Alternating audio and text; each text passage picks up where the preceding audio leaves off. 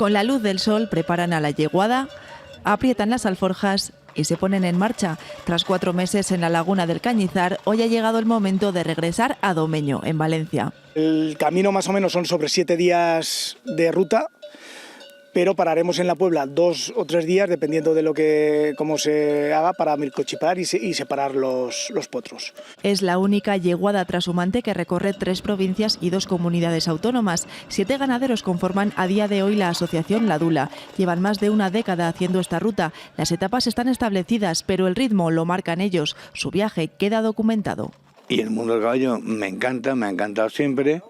Y con la jubilación me aficioné a la fotografía y ahora lo uno.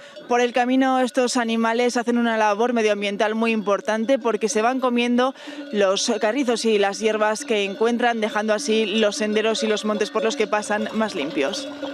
Son animales de gran porte, luego al no ser rumiantes comen otro tipo de vegetación diferente a los rumiantes, abren sendas, caminos, se comen el pasto del incendio que luego en verano trae tantos problemas. Por esta labor son embajadores del proyecto Parcovie, una iniciativa europea que trabaja en la recuperación de las vías pecuarias.